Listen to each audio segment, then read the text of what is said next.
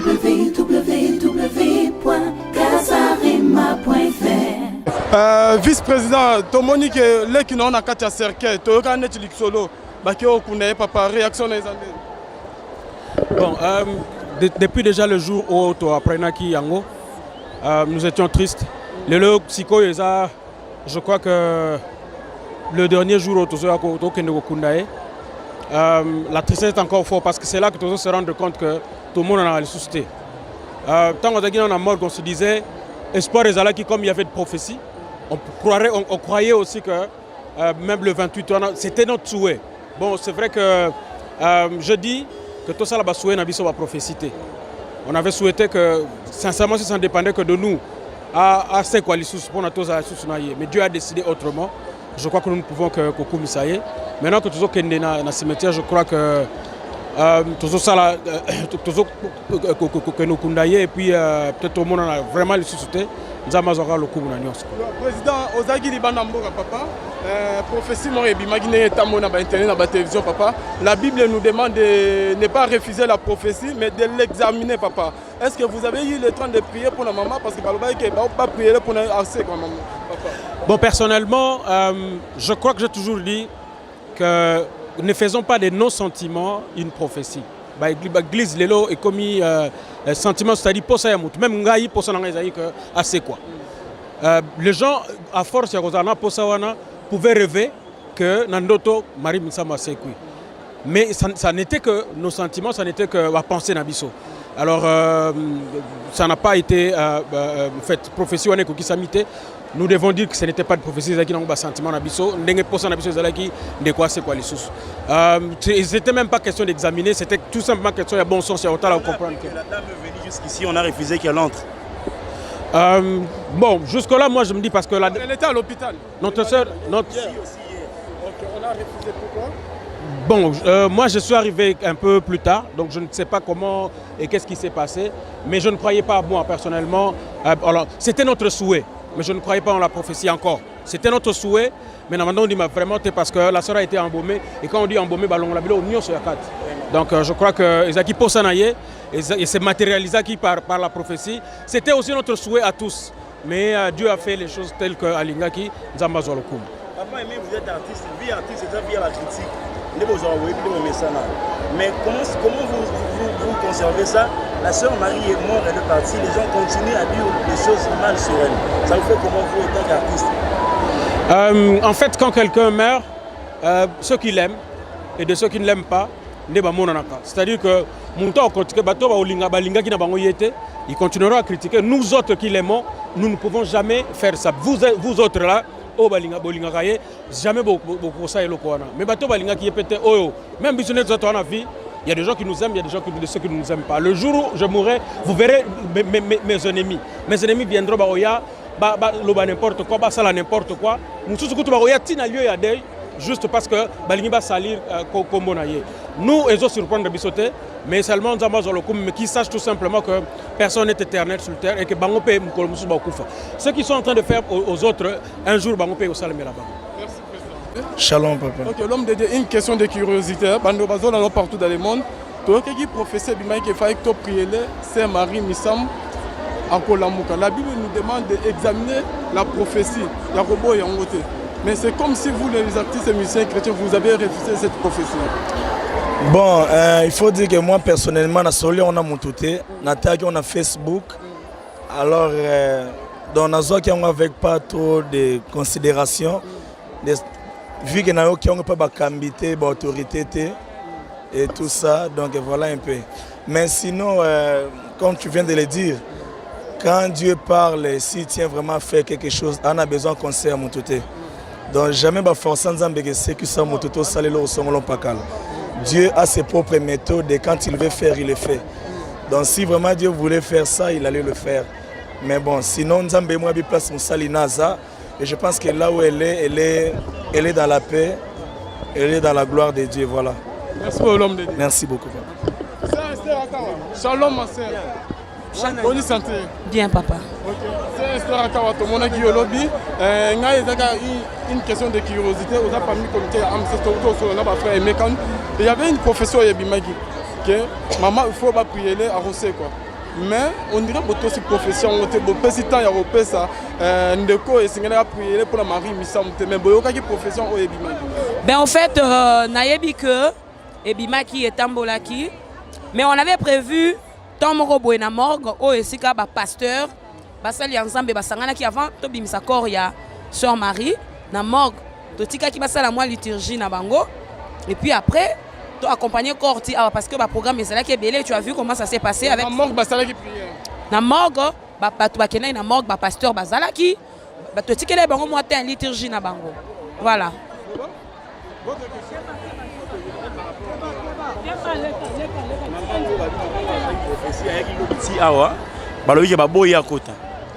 Au fait, moi, je ne suis pas au courant, je ne suis pas informé.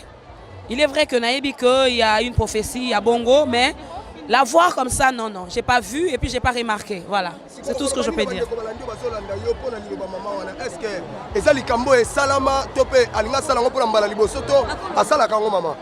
En fait, Naïbi était. Naïbi maman ngote, Namonaki était, Nayokaki. Bon, en fait, Tobane Kozela, so nzamba lobby, nzamba kokisaka. Nzamba soka lobby ezana mutu moko teo ya koki ko intercaler liloba na ye. Il est Dieu puissant. Moko ta kokani na ye. Quand il dit, il accomplit. Je crois que maman yoka ki nzambe, personne continue ko yoka nzambe, ayoka ye kaka lisusu ta mususu bon, je ne sais pas. Selon souveraineté en Zambie, on ne sait pas. Voilà. Merci, on ne sait pas. Nous sommes partout dans le monde à travers Kazarema. Nous nous gardons la maman Marie Missam parce que vous avez une délégation à Brazzaville. Papa, et là on a gardé et pas il y a maman Marie Missam. Et allez le mot ya motouya.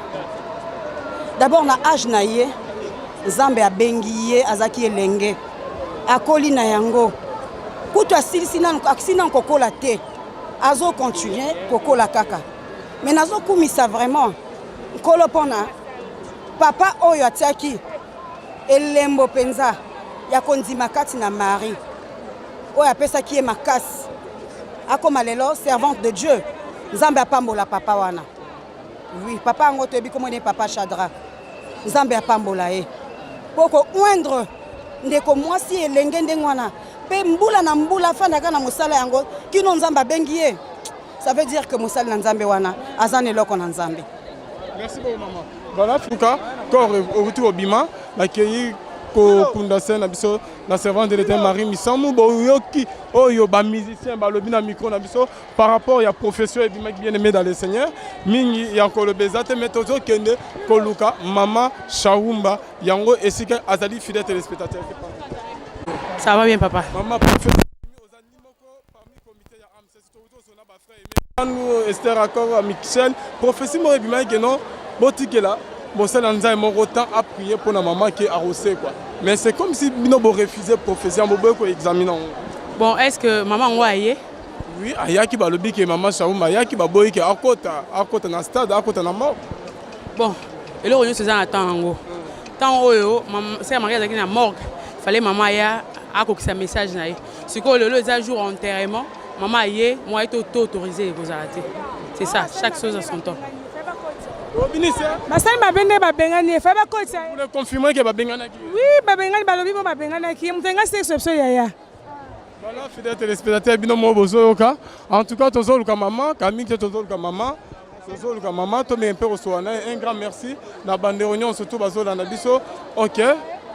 Il fallait pas bengana na mutu wana te. Ba mona soki ke Sœur Marie Missam alingara la muka. Bon ba bengani mba mo il fallait pas pesa chance ata mukie. So ba pesa ka chance ata mukie em to inga to mona em Nzamba asala na ndenge bele. Asala kana ndenge ya mutu akoti na kata mutu abikisi mutu mususu. Basali mabendenge basali kamwani ba pesa chance te ke ala Moussa Marie Missam. Public et Zoloba, l'homme de Dieu, vous êtes serviteur ou musicien? La révélation est personnelle.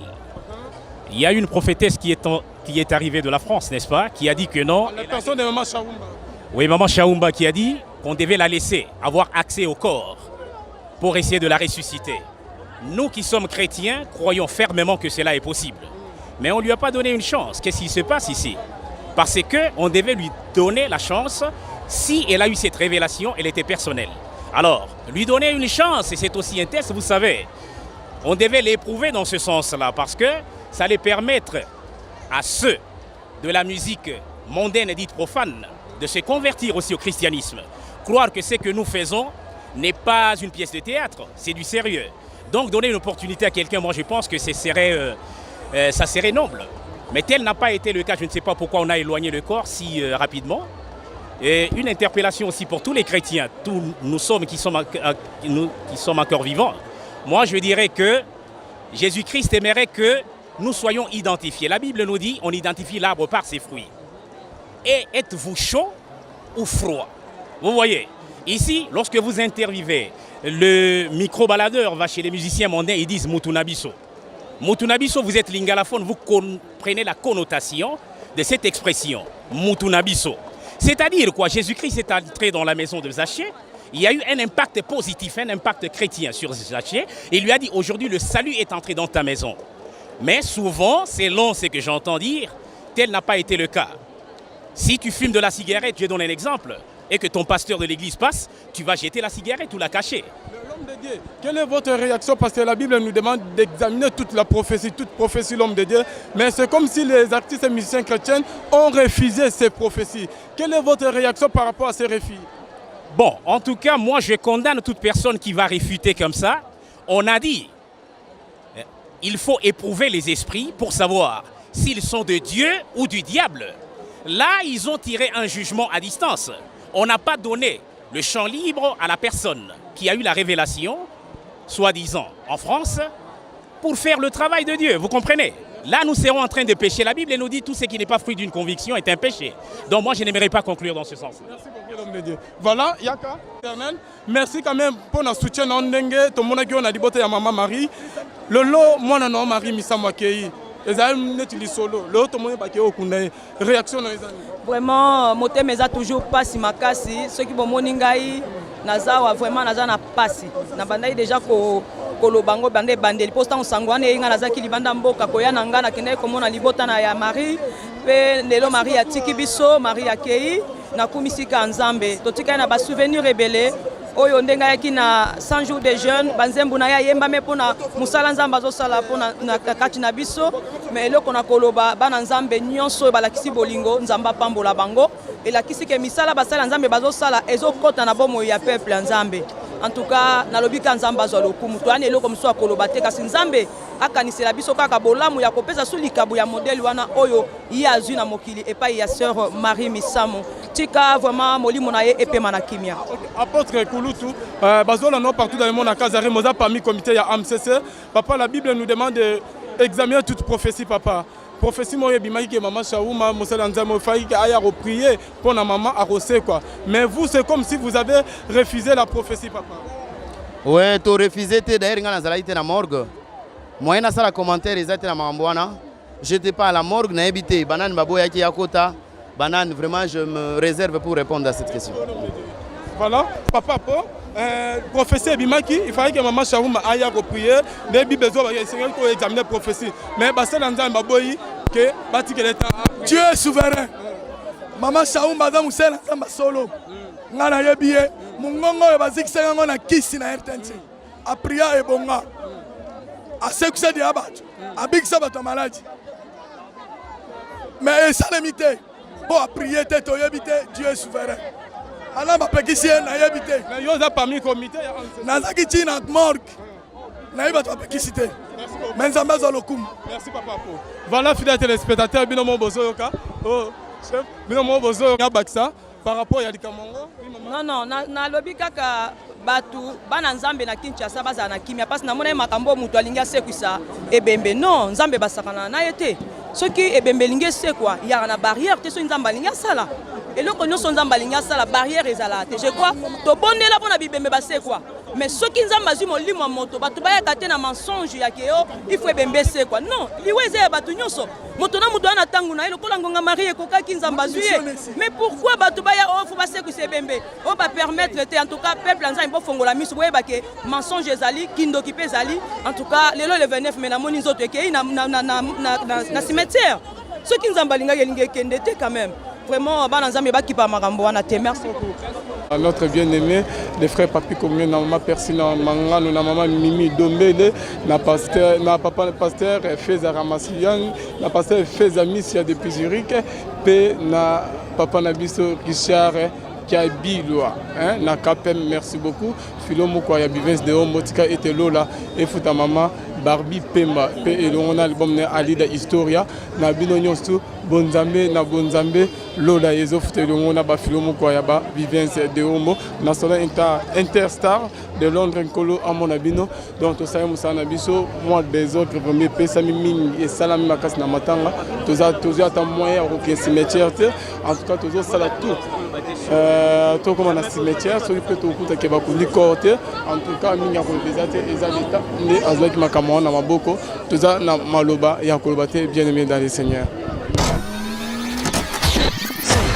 www.casarema.fr